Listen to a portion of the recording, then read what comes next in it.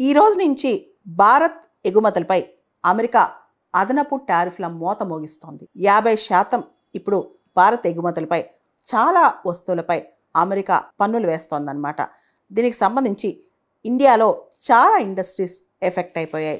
ముఖ్యంగా textile industries అయితే చాలా వరకు క్లోజ్ అయిపోయాయి. ప్రొడక్షన్ హాల్ట్ కూడా చేశారంట. తిర్పూర్, నోయిడా, సూరత్ ఈ ప్రాంతాల్లో చాలా శ్రామికులకి, పరిశ్రమలకి పని లేకుండా అయిపోయిందంట.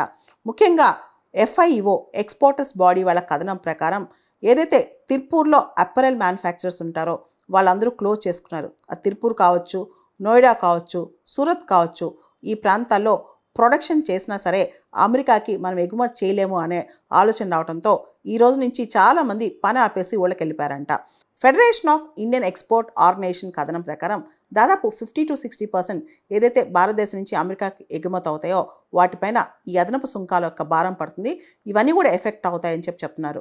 ఈ అదనపు టారిఫ్లకు సంబంధించి మనం చూస్తే కనుక iron and steel, aluminium products, passenger vehicles, అదేవిధంగా cargo vans, high trucks, semi finished copper వీటికి అప్లై అవ్వమన్నమాట. అంటే అదనపు టారిఫ్స్ సంబంధించి ఐరన్ అండ్ స్టీల్ కానీ, అల్యూమినియం ప్రోడక్ట్స్ కానీ, ప్యాసింజర్ ట్రక్స్ కానీ, ప్యాసింజర్ వెహికల్స్ కానీ, స్పోర్ట్స్ యూటిలిటీ వెహికల్స్ కానీ ఈ అదనపు టారిఫ్స్ వర్క్ అవ్వన్నమాట. అయితే ఇప్పుడు చాలా దేశాలు భారతదేశంతో పోలిస్తే కనుక అమెరికాతో వాణిజ్యంలో కంపారిటివ్ అడ్వాంటేజ్ సాధించాయన్నమాట. అది చైనా కావచ్చు, వియత్నాం కావచ్చు, కాంబోడియా, ఫిలిప్పీన్స్ ఈ దేశాల యొక్క గూడ్స్ ఇండియన్ గూడ్స్ కన్నా అక్కడ చీప్ అవుతాయన్నమాట. కాబట్టి ఇండియన్ గూడ్స్కి డిమాండ్ తగ్గుద్ది. ఎప్పుడైనా సరే వస్తువుల ధరలు అదనపు పన్నుల వల్ల చాలా కాస్ట్లీ అయితే కనుక ఆటోమేటిక్గా కన్జ్యూమర్స్ అవి కొనకుండా వేరే వస్తువులు కొనుక్కుంటారు. అలాంటి వస్తువులే తక్కువ రేటుకు వచ్చే వస్తువులు కొనుక్కుంటూ ఉంటారనమాట.